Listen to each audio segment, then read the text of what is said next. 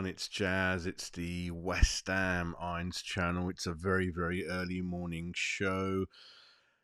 Kind of a breaking news. This news broke early, late yesterday evening, shall I say, and a lot of you, like me, perhaps missed the news because yeah, we do have a life outside West Ham, but you might not believe it looking at some of the channels out there. But yeah, we do go to toilet when needed. We do go out. We do have families. We do have a life. We do actually eat as well. You might not know, but yeah, yesterday evening, the Daily Telegraph, the much respected Daily Telegraph, Mike McGrath and Sam Dean broke the news that West Ham are eyeing a move for our very own beloved England right back, Newcastle right back, Kieran Trippier, really, the Newcastle vice captain. And I also think he's captained Newcastle as well. He's been a very, very successful signing for Newcastle, and you remember I was mentioning their policy of largely signing under 24s, and some of their fans and sources were a little bit miffed about what West Ham were doing in terms of finalising expensive deals for full Krug, 31 years old, Rodrigue sort of Gomez was like 30 years old, wasn't he? So they're just a bit miffed. But West Ham are buying a good few players over 30 years old. What's going on? What's the project? And my view was that, well, it's a mixture of youngsters for the future and really good professionals for the next 2 years to help the youngsters bed in. So it's a bit of a mix. We don't want a really young team. We don't really want an old team. It's kind of in the middle, really. And that perhaps goes back to Lopetigui's contract, which is 2 years to get West Ham into Europe, and an option to add further, maybe year 3 and 4, really. So you can see that West Ham are kind of planning for the future and also the near future. And then this news broke that Trippier is on West Ham's radar as they step up attempts to land a right back ahead of the season, which is obviously around the 16th of August. We're playing Aston Villa, and this again goes back to the West Ham being very frustrated in terms of unable to progress and finalise a move for Wan-Bissaka of Man United. And this again, and all this is very, very familiar with West Ham and Aston Villa over during, where the old West Ham would have dragged their heels and just carried on chasing the same players throughout the season, and then let your targets 2, 3, 4 just slip by, and then suddenly you grab target 6 with a day to go, the end of the window, overpay, and then the fans are like, who this guy? We don't know who he is. The manager's like, who is he? And so forth, really. But what we're doing here is we're sending out a clear message to all the clubs out there. We're not messing around. We've got the money. We've got the ambition. We've got the setup. And you've seen the players come in. You know what we want to do. We want to get back into Europe where we've been 3, 4 years, right? And yeah, if you're not going to accept a bid which we think is good, because we think the players do want to come. There's no way West Ham would go weeks and weeks and weeks after a player that doesn't want to come. So Duran obviously wants to come to West Ham. I think Wan-Bissaka is kind of near enough there with his interests. I know Inter Milan are always in the background, but the truth of the matter, I keep saying, is the Premier League is the richest league. We by far have more money than all the other major leagues out there, and Juve, even teams like Juve, when they come in for some of our targets like Todibo, all they can muster up is kind of a loan to perm deal, a little deposit up front deal.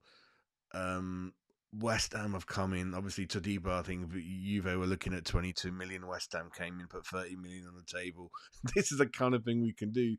So all these players that want to go Juve and Inter Milan can go there if they, I mean, all the wish they have, they can have that wish, but it ain't going to come true if their selling club doesn't agree, right? And that ain't going to happen. And with the clock ticking down, players need to wake up, smell the roses, bit reality, and go to people like West Ham. We've got the money there, right? And it's not the worst move in the world. You're going to be out of Europe for a year, but there's a lot of good things coming around our club. 60,000 fans.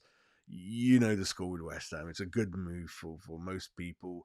and players like Trippier, players like Wan-Bissaka, I think they're largely got roots in London. Trippier, I'm not sure, just guessing because he did start off with Tottenham, didn't he? So he might have a house around London or whatever. And at his age, he's probably looking for that final contract, the final nice little 2 3 years, I think. So another thing I like what West Ham are doing is they're not giving 4 or 5 years to 31, 32 year olds. I think I think Rodriguez has got a couple of years, and he Fulkrug's got like 3 years, something like that. So it's all been done fairly sensibly, I think, and it's our kind of way of doing things and our plan for the future. Well, whatever Newcastle do is up to them. Whatever Spurs want to do is up to them. What Arsenal do is up to them. What we are doing, as I said, it's a mix for the long term. It's a mix for the short term. And so far, I'm not going to say anything. And let's promote the club, push the club, and back the club, really. But this is kind of the breaking news yesterday, and it's sending out a clear message to Man United that don't mess us about, because they whatever wranglings they got with Basaka over the lump sum he wants up front and all that other stuff, they got to sort it out. Otherwise, like Villa are stuck in a corner now with John Duran, and I think we probably will get him, but at much less terms than 32, 33 million sort of casual up front. That was they turned their noses at. Now they're lucky if they'll get 10 million up front with a loan to perm, or there might even be that bad. West Ham might get John Duran for 3 million loan fee just on loan. Do you know what I mean? So United are in the same predicament, same corner, that if you don't, because no one else is coming in for Wan-Bissaka, I don't think. So I mean, Inter Milan are not taking. Listen, Inter Milan are in there; they ain't got the money, so I'm not too worried about them, right? And they are waiting to sign the right back that United want, and it's going on and on and on. And that's a right back that they stopped West Ham from signing. If you remember, Ten Hag made those phone calls to the Bayern Munich right back to say, look, so don't go to West Ham. We're coming, we're coming. That was like a fortnight ago. I think it's instead West Ham are bought in 3 players. United have been sitting there scratching their backsides. You know what I mean? So I find it really, really good. I love the new way West Ham are operating. It's a no nonsense, it's clear. Tim Stein ain't messing about. J Lo's not messing about. And J Lo, again, very, very concerned about the defence. You know that Zuma's more or less very close to leaving the club. I still think the Zuma deal's not that easy because he's in a lot of wages, and moving your family to Dubai. I know it's quite nice for some people. There's still a lot of things to be discussed, and he's got a good contract, like I said, and I don't know if the other team's going to match it, and if he cannot play for West Ham with patched up knees, then why would he? Why would the buying club be happy to buy him, even though the quality of the league's far inferior? I don't know. I just think it's not as easy, clear cut transfer for Zuma leaving West Ham. I think there could be one or two problems, but we'll see what happens. But you can see that in all the pre-season games that we've looked shocking, absolutely shocking at the back. No chemistry between any of the back four, back five we've used. It's been all over the place, and like a lot of you have been saying in the comments, the front four, no problem. CDM area looked to be okay, right? About 3 4 players fighting for that spot, but at the back. And I kept saying that I know you can't do everything in one window. You've got a limited budget, but if you're really doing it the right modern way, you got to spend a lot of your budget on the fullbacks areas, because they're the ones who can provide the width. They're the ones who can be wing backs as well when you switch formations. It's very, very important. And I know Trippier's sort of 33. It's a lot of years, but if we can somehow entice him out of Newcastle, and it makes sense for Newcastle to get a high earner off their books, then for a couple of years. I mean, Trippier looks fit as a fiddle. He takes all the throw-ins, all the free kicks, all the corners. He's a bit like the modern over 30, where they're very, very athletic, very, very fit. He knows the league. Again, he fits that model of hit the ground running, isn't it? Hit the ground running, and a very good professional. Him, Fulkrug, Rodriguez, very good professionals, really, and seasoned week in, week out, really, with a good few caps under his belt, and then we'll see what this happens. But it's certainly what it means that the West Ham are very, very concerned about the defence. They want to bring 1 or 2 people in there, as we know, to shore it up and get ready for that Villa game. I know the window remains open for a couple of weeks after the Villa game, but it's good to see the club really trying to do what they can to make sure that we are as ready as we can for that first game, because in the previous seasons we've not started so well due to not buying players early enough in the window, and then when the season starts, we use that as a pre-season because the starting team is not really gelled together. They've just literally come in, or good few are going to come in even 2-3 games after the season started, and it's playing catch up. All right, if you after the European places, again, I know it's a cliche, but this season again is going to be tougher than all the other seasons.